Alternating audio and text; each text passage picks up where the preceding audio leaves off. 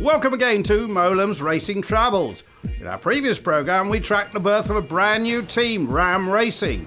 Now, 4 months on, they are days away from their debut in the European Le Mans Series opener at Silverstone. They are well prepared, and the two blue and white Ferraris have been entered for Johnny Mowlem and rising Irish GT racer Matt Griffin in the 52 car, while the all-American squad of Gunnar Jeanette and Frankie Montecalvo will race the identical 53 machine. With everything ready to go, the team wheeled the Ferrari outside the workshop so they could perfect their pit stop techniques. It's attention to detail like this that can make the difference between winning and losing. We're just putting the final preparations together for our Silverstone weekend. We've obviously put a lot of work into having the building and everything that you see here. We're now into the final part of preparing operationally.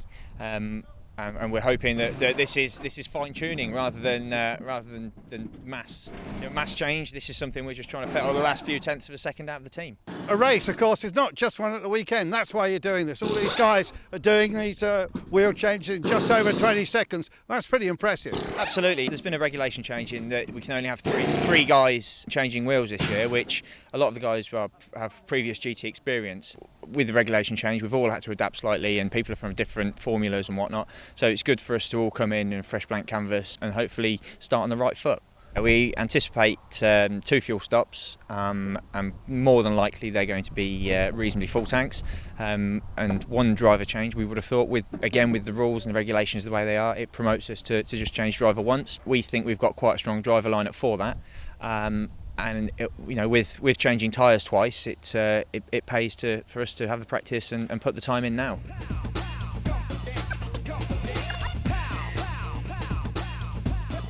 Three days later, and the team's impressive setup is on public display for the first time at Silverstone. Mowlem gives us a guided tour.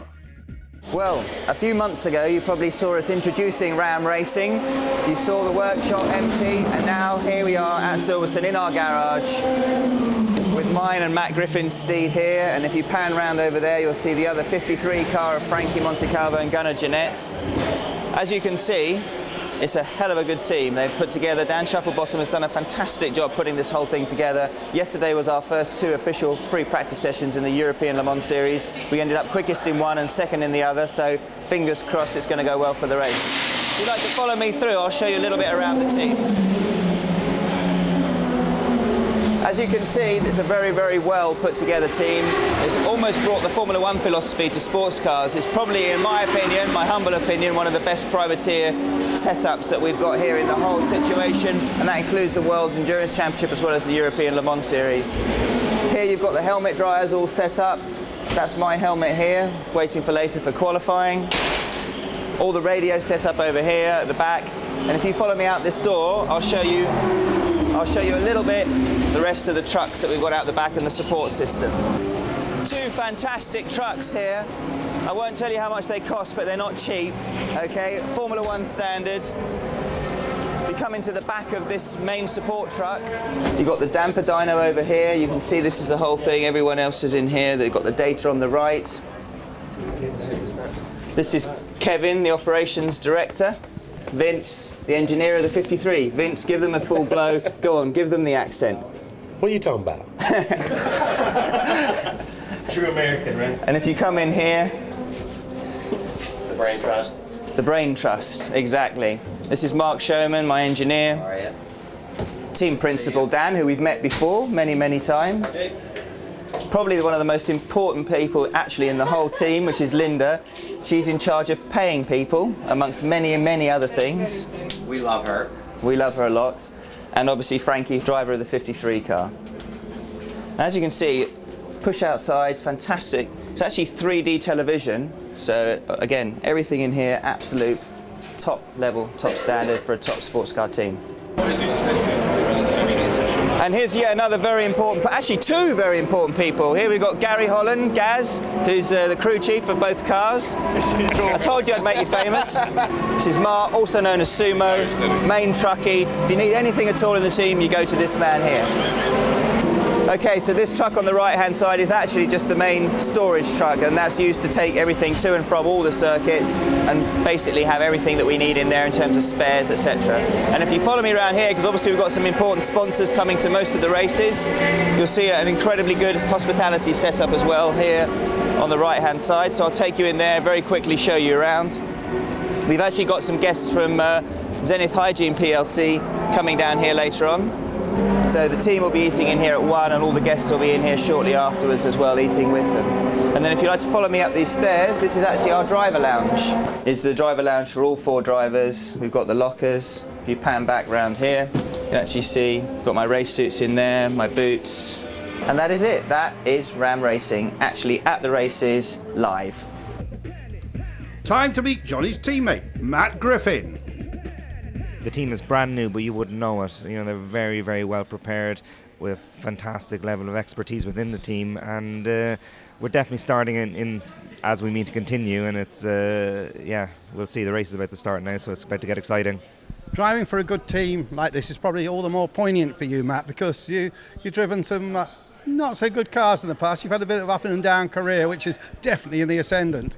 Yeah, I think you'll find it with a lot of pro drivers. There's not many guys who can drive fantastic cars all the time. Sometimes you've got to take a drive where you can get it, and there's been times where I've gotten cars that haven't been quick, but you just kind of grind away. And yeah, at the moment, you know, I've got a very, very close relationship with Ferrari, which is one of the reasons I'm here. And you know, I also drive for other Ferrari teams, including the factory team as well. So Johnny Mowlem, you've not raced with him before, worked with him before. How do you find him? He's a bit of a veteran these days. Yeah, no, Johnny's great. I mean, personally, when I heard I was going to be driving with Johnny, I was over the moon. I have an awful lot of respect for Johnny. You know, he has had and is having an amazing career, and the sort of career that I hope to have. And I try and learn as much as I can off Johnny, but together I think we work very, very well, and it's definitely a good partnership. Meanwhile, Gunnar Jeanette is ready for some hot laps in the Ferrari. He has raced here before. Of course, Johnny Mowlem knows it better, and he describes the action from the helmet cam. So let's go on board here with Gunnar Jeanette, who's got a helmet cam as he goes and does a lap of the Silverstone Grand Prix circuit, coming into the very fast left-right section of Maggots Beckett's, my favourite part of the track. Unbelievably committed through there, and then onto this long right-hander that leads you back out onto the long hanger straight under the bridge, the famous part of Silverstone circuit. You can see the conditions are still wet. Gunnar here is still on wet weather tyres. You can see there the lights in the middle of the steering wheel and also on the dash itself coming up through the gears. Every time he gets to red, he'll shift up with the paddle that's on the right-hand side into stow corner, down 2 gears. Hold that long apex, slightly off camber on the exit. Can easily get oversteer there, especially if you run onto the curbing. Then down past the new pit entrance on the right-hand side into Vale, that tight second gear left-hander. You see a Ferrari off to the right-hand side there. Shows you how slippery it is out there right now for them. And basically into the final right now onto the pit complex. You can see on the brand new Silverstone pit complex on the right hand side, this is the new pit straight coming up to the new turn 1. He's talking on the radio there. You see that button on the top left hand side of his steering wheel, the black button, that's his radio button. Again, you can see here how he's struggling a little bit for front grip, down through the gears, 3rd gear into this new right hander of this little complex, a sort of right left flick back out onto the back national straight, into the left hand side here. A lot of understeer through here, especially in these wet conditions on wet tyres. Through the little kink, and again look at the dash, see those lights. Every time he gets to red, he's flicking his right fingers onto the paddle behind, shifting up through the gears. Again on the radio button talking, coming down into Brooklands, BRDC Clubhouse on the right hand side there, and here you brake all the way into the apex. You can see how slippery it is, a little snatch of oversteer straight into Luffield, down into either 2nd or 3rd gear you can use through here. A long apex coming out, very careful with the throttle, and then dive off to the right into pit lane. In a moment you'll see his right thumb come up, depress that orange button, and basically that engages a pit lane speed that controls the pit lane speed all the way down. He's now keeping himself sorted, looking in his mirrors, checking, loosening his belts, and looking ahead for the Ram Racing pit crew so he can pull up into the right place so they can get the fuel nozzle on for the Ram Racing team.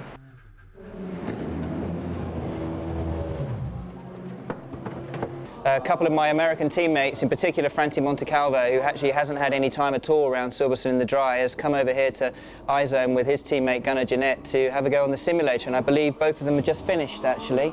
And here we have Gunnar Jeanette in the 53 car and Frankie Montecalvo, my teammates, also in the 53 car. And guys, do you think this has been helpful at all? Yeah, I've luckily been able to race here, not on the current GP circuit, but I've had, I think, 3 laps in the wet and 1 lap in the dry, and I won't sit in the car again until we race tomorrow. So it's a bit difficult. Frankie's had a bit more, but he hasn't been here, so I don't know, did that help you? Yeah, it definitely helped me. You know, the more laps the better, especially when you've never been here at all. So it's definitely a lot better than just going out in the race blinds. After the break, it's race day at Silverstone.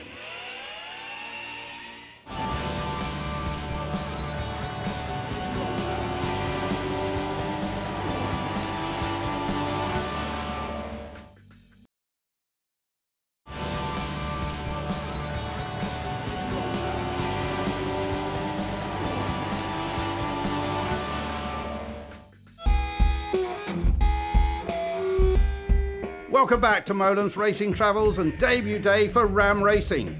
Plenty of supporters braving the chilly and changeable day, including Johnny's wife Fiona. You may remember her in Grange Hill, there with son Reese. It's a packed day with qualifying in the morning and the race for LMP2 prototypes and GT cars in the afternoon. The weather is playing havoc with the team's strategy, but they adapt to the changing conditions. Mowlem gets ready for a banzai qualifying lap. Your P1 at an 0.23. And it's a good one. Got pole. Looks like the field is very close and competitive, so it was nice. Yeah, very happy with that. I think it'll work out for the race now, the strategy as well. We've got a pro driver starting on pole. That's it. Nice job, buddy. You got pole. Nice job. Great lap. When they told me I was P1 at the end, I was so relieved. Just to give it for them, because this means a lot to Dan and the boys, I know it does, so I'm just relieved and happy I could do it for them. It was interesting just finding out what the car can do in full dry conditions, and even now, it's still patchy out there in a couple of places. It's not, you know, you can't get offline, for example, without being, I had a few big moments coming out onto the hangar straight where I ran a bit wide and hit a few little patches of dampness, but from what I've seen on the forecast, it's going to be raining by the time the race starts, so all of this goes out the window. But it's still nice to be on pole. Drivers for the car. Yeah. You see why for the... After qualifying, we're allowed into the private debrief, full of mysterious numbers and Mowlem's hand moves. No, we're at 5. We were running 4. Went to 5 for the wet setup. But obviously you've got more grip, and obviously on the slick tyre the change of direction on turn-in is more immediate anyway, so some of that laziness went away. It probably halved because you're on a slick tyre, not on the tread pattern, so you're not allowing for the movement of the block. Right. Well, that's what I was going to say. You're carrying the mid-corners are the same. I thought maybe it would work. This morning, if you hang the brake all the way into the corner, even in the cops, if I turn and brake, so I'm trail braking in to keep the weight distribution over the nose, the front turns in reasonably well, and as soon as you come out of the brake to go onto the throttle, it just picks up a bit of an understeer, but at that point you're into the apex, so you can actually get hard into the throttle and kind of run the understeer a bit, and then almost, it doesn't kick the rear around, but it almost neutralizes the understeer just a little bit, but you are understeering a little bit more than you would like from apex to exit, but it's not too bad, it's not too restrictive. We can remove the wheels from both chassis. Can you confirm that you've left the carriage, please, Sumo? First set are on the way. Thanks, Mark. And can you confirm set to start, please? At the moment, we're starting on dries. Yeah, don't forget, it's a lap and a half because you're starting back there. That means 2 things. You want to be on pace lap 1, for about a lap. The last half of the lap, you can go to 6. And I can't call the green because I can't see it. Be ready for a pit stop for rain tires. And we might as well fuel, but don't forget the fuel is only going to take about 5 seconds. Right on cue, it's starting to rain. Copy. One of the AF cars will respond. It's only going to get worse. If you think it's at all wet enough for rains, it's only going to get worse. Green, green, green, green. If everyone's spinning, just take it easy, take it easy. Conditions at the start absolutely appalling as the rain starts to fall. The prototypes, of course, in the first few places. And there's instant decisions to be taken by the team.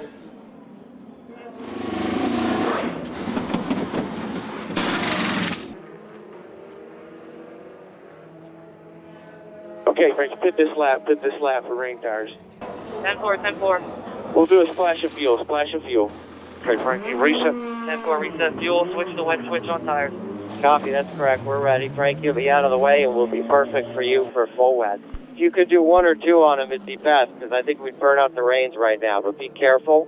1 or 2 laps, then we'll put reins on. Hang on a minute, the safety car. In pit lane. Lane, stopping box, tyres and fuel. Full wet. Johnny, remember the fuel reset? Plus 7.2 kilos, car 52. So the safety car meant that Mowlem came in later than anticipated. Valuable seconds lost. Great job on that stop, guys. Really good.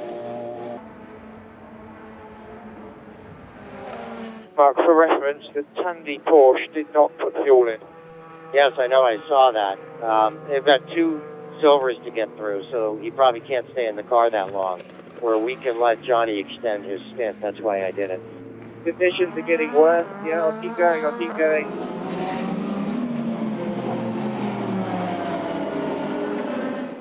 Bloody prototype. All these prototypes holding me up. Mowlem pushing hard here because he lost time behind that safety car. But we'll be good on fuel.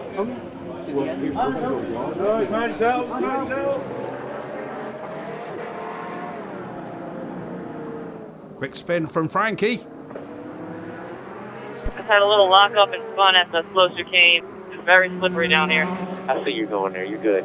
Just take care of it. You're fine. We're doing really good. Lots of encouragement from the engineers. Matt Griffin gets ready to take over the car. But the Porsche of Nick Tandy still leads the 2 Ferraris.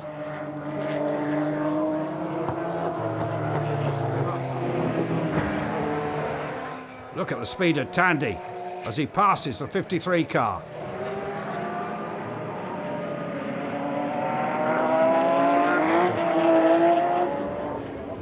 Okay, copy that, Mark. You want me to pit this lap for driver change, correct? Copy. Thank you. Johnny in pit lane, stopping box, driver's change, fuel and tyres. The team practiced this a few days ago.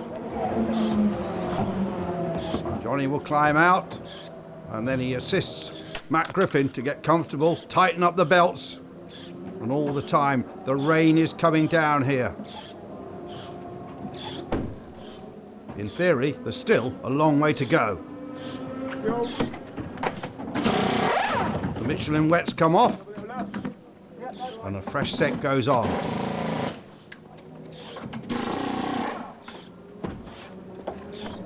You can see these boys have rehearsed this well.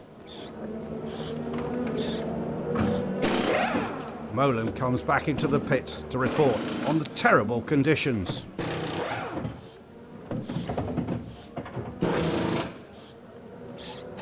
Ferrari is fired up and back into the fray, battling for the lead. Radio check. Radio. Unbelievable, he came around the outside of me. And I tried to go to front. Crazy. Johnny, were those some of the worst conditions you've ever driven in? Oh, up there. Totally up there. I have to say, the only thing I felt worse than that in terms of aquaplaning was 2001 at Le Mans. I mean, I was aquaplaning on this straight, on that straight, coming out cops, everywhere. I was just aquaplaning everywhere. I've never... Prototypes flying off everywhere. The prototypes are worse off than we are, you know? It's crazy how lack of grip there is. I'll take a second. And Jeanette gets ready. You can just see what the summer-spring weather has done as the Tandy Porsche rotates, synchronized spinning at Silverstone, and now the safety car is called out.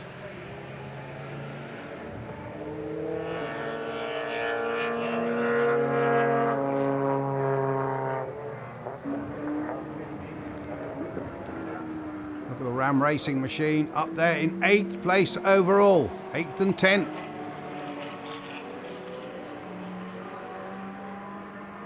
Everyone behind the safety car. Driver change, fuel and tires. Check your drink bottle, boost your belt, get everything ready. comes in, Jeanette's ready. Runs to the door, and Montecalvo climbs out after his first stint at Silverstone. On the pit wall, team boss Dan Shuttlebottom is pensive. Go! Radio check, Gunner. 10-4, radio.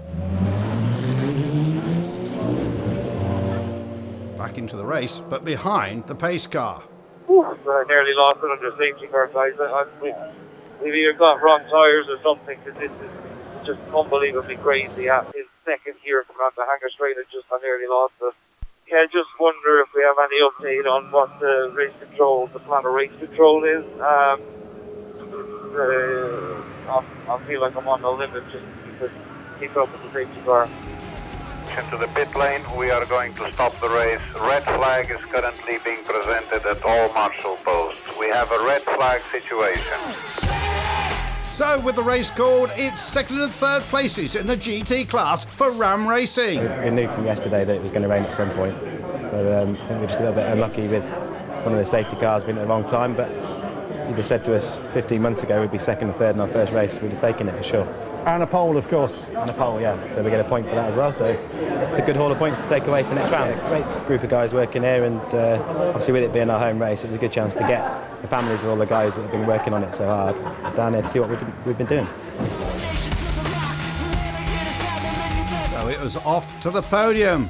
Well, if the race hadn't been shortened, maybe we could have had a win from Mowlem and Griffin in their debut for Ram. And there they are together with winner Nick Tandy for the Proton Porsche team up on the podium. Gianluca Roda and Nick Tandy. But a great start for Ram Racing in the European Le Mans Series.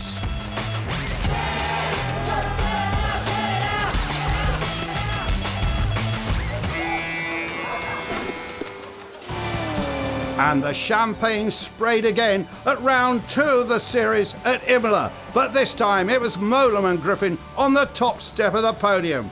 Ram Racing will definitely challenge for the championship.